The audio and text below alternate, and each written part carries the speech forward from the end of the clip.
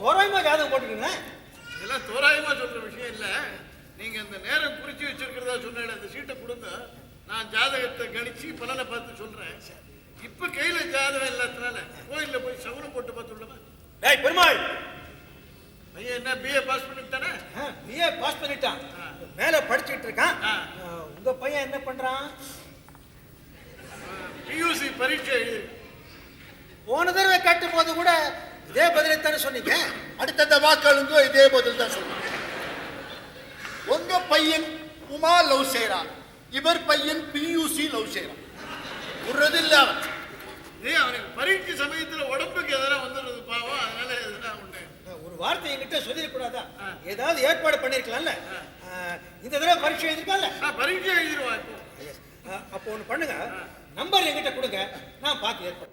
நான் நம்பர் கேட்டு கொண்டு வந்து கொடுத்துறேன். சரியாச்சு, நம்பர் கொடுங்க, நம்பர் கொடுங்க.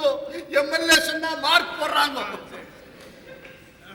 ஒரே கண்ணோஜி, யார் கையாவது சொல்லி மார்க் போட சொல்லலாம். ஆனா மார்க் போட பேப்பர்ல எதுனாச்சும் ஒண்ணு எழுதிருக்கணும் இல்ல?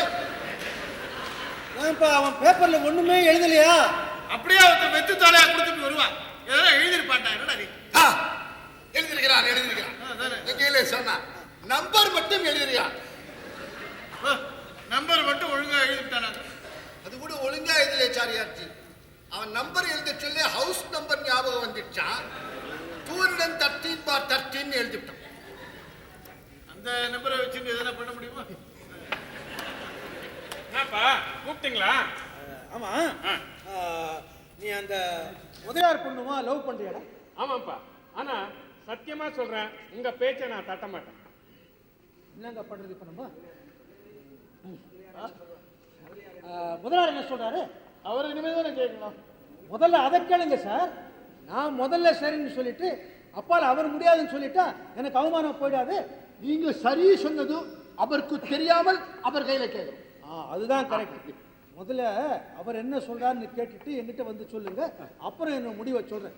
எப்பவுமே எதிர்கட்சிக்காரன் என்ன சொல்றான்னு கேட்டுக்கிட்டு தான் நம்ம முடிவை சொல்லணும். அப்பா நான் வந்திருக்கேன். இவன் என்ன நமக்கு கண்டல்லன்னு சொல்லி நினைக்கிறான் இவன். என்னடா பாச்சா? அப்பா 1/2 மணியில வரேன்னு சொன்னேன், 3/4 மணி ஆயிடுச்சு. என்ன பாசம் வச்சிருக்கேன் பத்தியெல்லாம். இந்த மாதிரி பையன் 15 நிமிஷம் பிரிஞ்சு இருக்க முடியாது அவனால. 5 ரூபா கட்சா போதும், பாசம் இங்கே விடுறான், சினிமா போறான். நிரஞ்சன், நீ அடிக்கடி என் வம்புக்கு வந்துட்டே இருக்க. அச்சா உன் பாயில என்ன சிகரெட் வாசனை வருதோ? என்னடா வளர்ற? அவன் ஒன்றும் சிகரெட்டும் பிடிக்க மாட்டான், ஒன்றும் பிடிக்க மாட்டான். பாய பூது பூது. ஐ எம் சாரி சாரியார்ஜி. பாச்சா சிகரெட் பிடிக்கல, பீடி பிடிக்கிறான். ஏன்டா அப்படி உடனே பெற்ற? நீ சொல்லிவிட்டே ஊதிண்டே நிற்கிறான் பாருங்க. கமகமன் புளியோதரை வாசனை வருது. என்னடா கோயிலில் புளியோதரை சாப்பிட்டியா? அது சொல்லக்கூடாது அவகிட்ட. புளியோதரை சாப்பிட்டு வரேன். என்னடா இது பரீட்சை பேப்பரில் வீட்டு நம்பர் எழுதிருக்காமே, 213/13. அது பழைய நம்பர், புது நம்பர் வந்திருக்கு. நான் சொல்றேன். நீங்க கோச்சிக்க கூடாது, கொஞ்சம் சாந்தமா பேசணும். என்ன சார் சாந்தம்? சாந்தமா சாந்தம்? மூத்த பொண்ணு கல்யாணமே வேண்டான்ட்டு நர்ஸா இருக்குது, அப்பவே சாந்தம் சாந்தம்னு பேசாம இருந்தேன். இப்போ 2வது பொண்ணு ஜாதி விட்டு ஜாதி காதம். சே, கேட்கவே அவமானமா இருக்கு. இதுல அவமானப்படுறதுக்கு என்ன இருக்கு? நாம என்ன ராமானுஜரோட பெரிய ஆட்களா இருப்போம்? ராமானுஜருக்கு எத்தனையோ சிஷ்யா, அதுல உறங்காவில்லின்னு ஒருத்தன். ஜாதின்னு பார்த்தா 4 வருணத்துக்கும் கீழே பஞ்சமன். அவனை தன்னுடைய பிரதம சிஷ்யர்கள்ல ஒருத்தரா ராமானுஜர் ஏத்துட்டார். நாம என்ன ராமானுஜரோட வசதியா? அதெல்லாம் எனக்கு அனாவசியம்.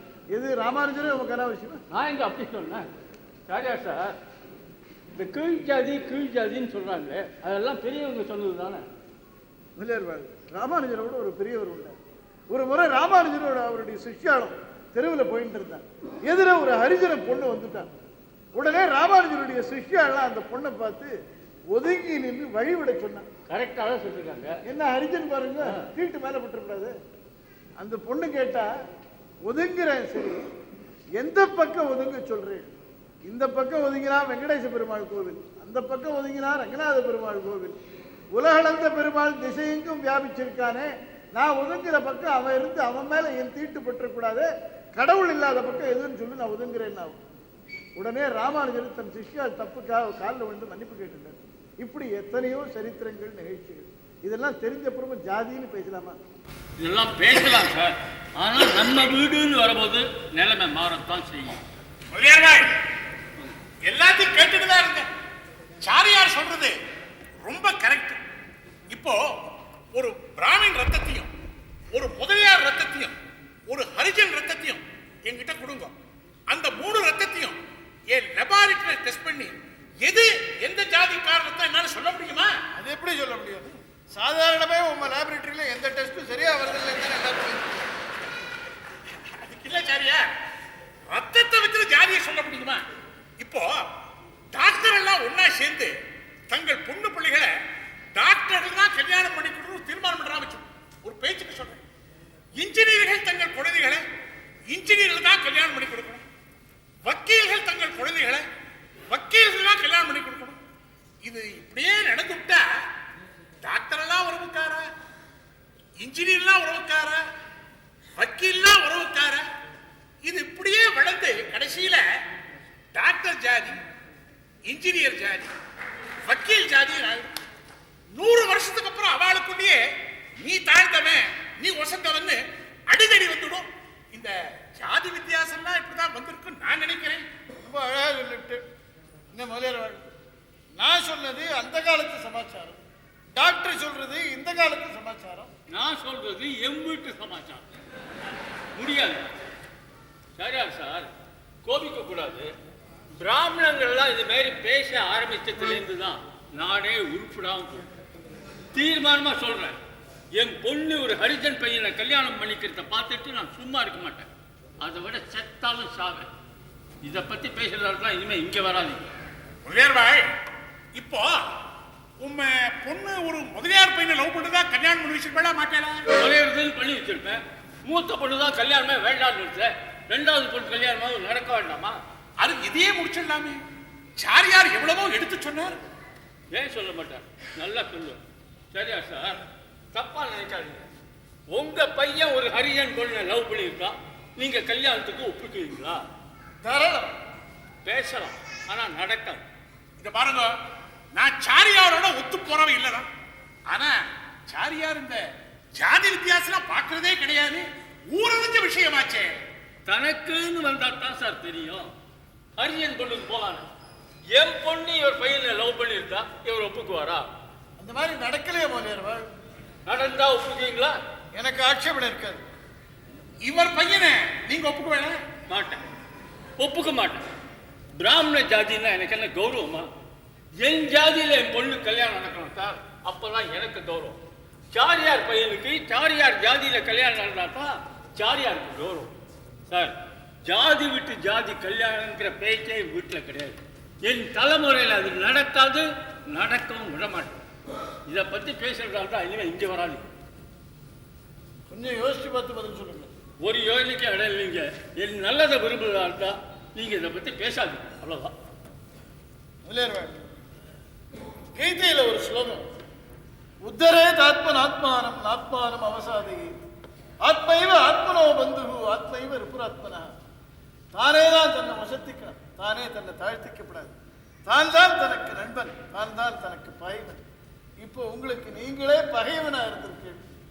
சீக்கிரமே நீங்களே உங்களுக்கு வசத்திக்கிற காலமும் வரும். இல்லையா? ஜிதாத்மன பிரசாந்தஸ்ய பரமாத்மா சமாகித. மனசு தெளிஞ்சவன், தன்னைத்தானே ஜெயிச்சவன், ரொம்ப உயர்ந்த நிலையை அடைஞ்சவன்.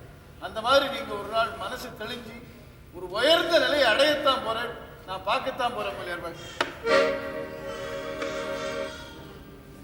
என்ன இவ்வளவு பிடிமாதமா இருக்கே? It's all right. என்ன முதலியார் பாய், நேத்திக்கு மருந்து கொடுத்தேனே, சாப்பிட்டேடா? இதான் ரிலீஃப் தெரிஞ்சதா? நல்ல ரிலீஃப் சார். முதுகு வலி போன இடமே தெரியல.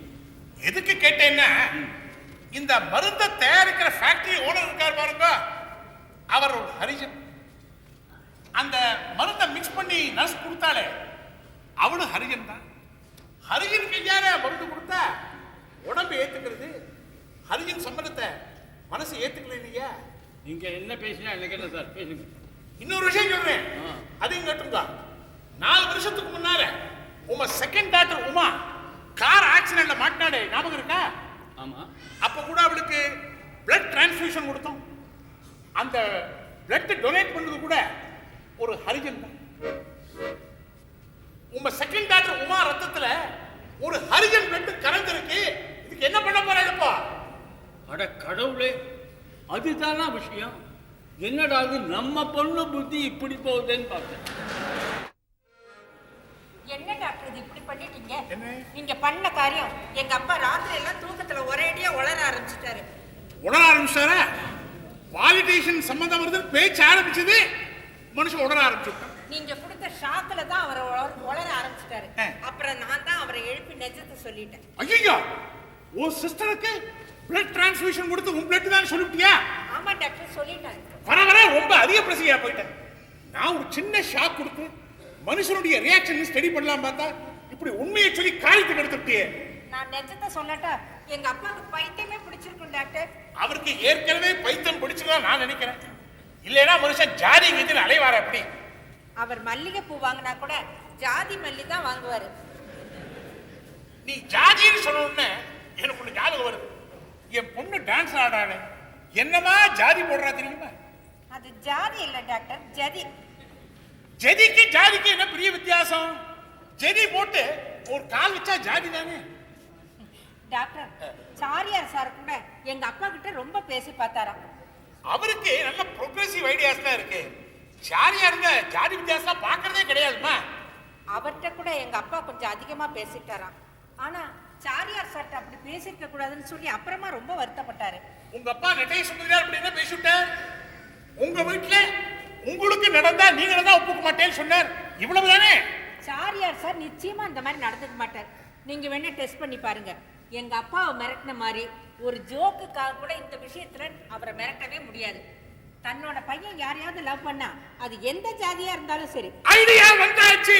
என்ன டாக்டர்? ஐடியா வந்தாச்சு. இந்த பாரு, சாரியார டெஸ்ட் பண்ண போறேன். தனக்குன்னு வந்தா என்ன செய்யறாருன்னு பரீட்சை பண்ணி பார்க்க போறேன். உங்க அப்பா கிட்ட உடனே மாதிரி இவர்கிட்ட நான் உடனே தொலைச்சு விடுவேன். ஜாக்கிரதை.